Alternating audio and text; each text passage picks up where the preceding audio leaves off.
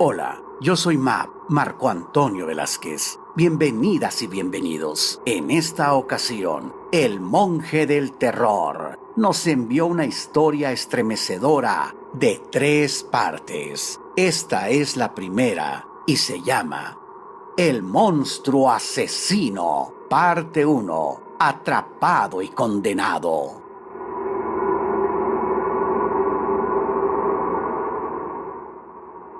El famoso abogado Tom Hendricks leyó por segunda vez la nota policíaca. Las autoridades no entendían cómo ese sujeto había realizado sus crueles asesinatos. Los hechos eran que unos vecinos habían reportado al 911 que en la casa de enfrente vieron un gran resplandor, seguido de una fuerte vibración. Era como si una bomba hubiera explotado en ese domicilio. Sin embargo, no se había escuchado ningún sonido y tampoco había la destrucción que provocan esos artefactos.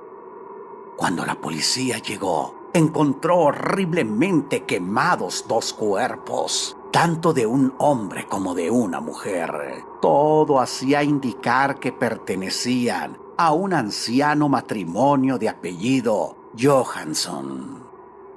Las cámaras de seguridad de los vecinos mostraban que minutos antes, un hombre joven y fuerte había entrado por una ventana. Enseguida, el resplandor y la vibración. Poco después, el sujeto salía rápidamente por la misma ventana. Llevaba un bulto en la mano, pero no se apreciaba exactamente qué era, aunque lo más probable era el dinero y joyas que había robado en esa casa después de asesinar al anciano matrimonio de los Johansson.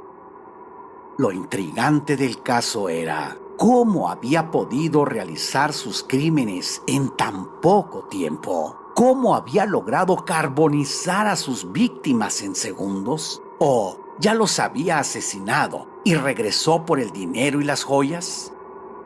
Eran muchas preguntas sin respuesta. Lo importante era que ya tenían la imagen del asesino y ladrón y seguramente en poco tiempo lo atraparían. El abogado criminalista se quedó pensando un momento. Ese caso parecía interesante. Sin embargo, tenía muchas cosas por hacer.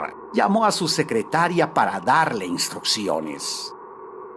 Más tarde, Hendricks salió hacia una cita que tenía con una bella mujer. Él solo aceptaba casos importantes. Eso le había permitido tener el gran estilo de vida de que disfrutaba. Abordó su elegante automóvil y se dirigió hacia su residencia. La cita que tenía era con su hermosa esposa. Sus 2 hijos ya eran mayores, aunque vivían en la misma ciudad. Ambos eran casados y habían optado por dedicarse a otras profesiones, lo que los había distanciado un poco. Recordó el gran esfuerzo que había hecho su madre, ya fallecida, por sacarlo adelante y pagarle la universidad.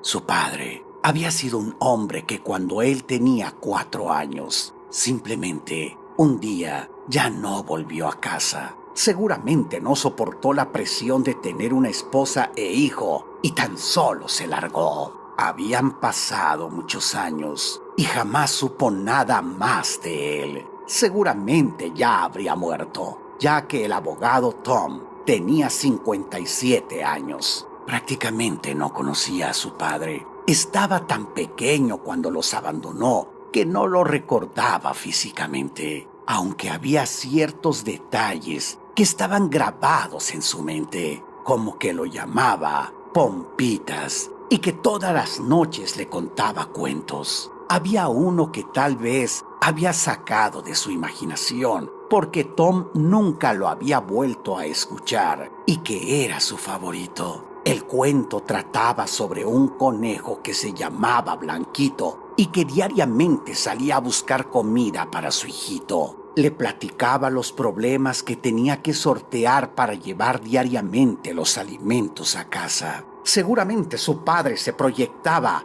en las dificultades que vivía cada día. era algo que el abogado nunca había entendido. Si su padre había sido tan cariñoso con él, ¿por qué lo había abandonado? Seguramente no soportó los problemas económicos y por eso se fue. Llegó a su residencia. Su esposa ya lo esperaba. Salieron al teatro y luego a cenar. Días después, otra nota sobre el extraño asesino apareció en la prensa. Decía que la policía lo había atrapado cerca de la central de autobuses. El tipo parecía desorientado. Cuando el abogado Hendricks vio la foto del hombre, le llamó la atención. El rostro del tipo le era familiar. Por alguna razón le recordó al de su padre. Tom sonrió con ironía. Tanta falta le había hecho su papá que ahora, ya cerca de la ancianidad, lo veía hasta en el rostro de ese ladrón y asesino. Aunque él no sabía cómo había sido su padre, su mamá, tal vez para olvidarlo, no le mostró nunca fotos de su papá. La imagen que tenía de él solo era la que su mente guardó cuando se fue. Pero de esto habían pasado 53 años.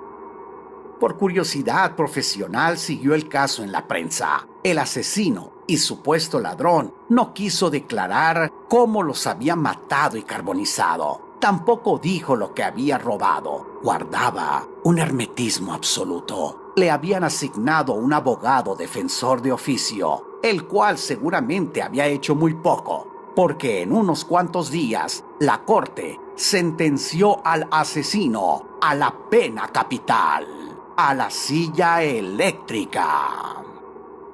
El abogado criminalista Tom Hendricks miró la fotografía del tipo. Era increíble. ¿Cómo era posible que una persona que se veía tan agradable pudiera ser un asesino? De hecho, la prensa lo apodaba el monstruo asesino de ancianos. Había algo en ese caso, y principalmente en esa persona, que al abogado le llamaba la atención. Tal vez era el recuerdo de su padre, pero realmente, ¿qué tenía que ver ese sujeto con su infancia? Lo único que tenían en común era que la edad del tipo, 24 años, coincidía con la de su papá cuando se había ido.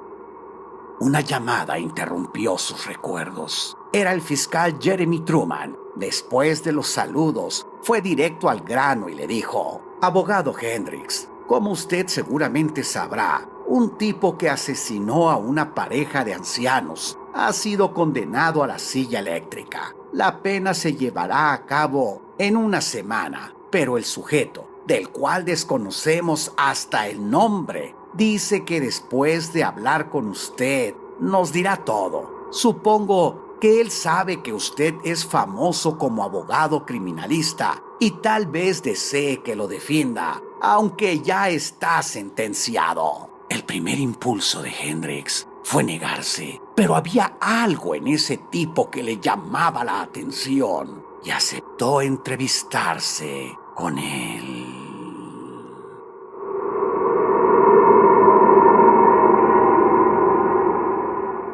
El asesino, ¿por qué pedía hablar con Hendricks? ¿Cómo había matado y carbonizado a los ancianos? ¿Por qué la policía no sabía nada de él, ni siquiera su nombre? Les recuerdo que esta es la primera de 3 partes. En el siguiente video, la emoción y el suspenso crecerán hasta llegar a un dramático e insospechado final.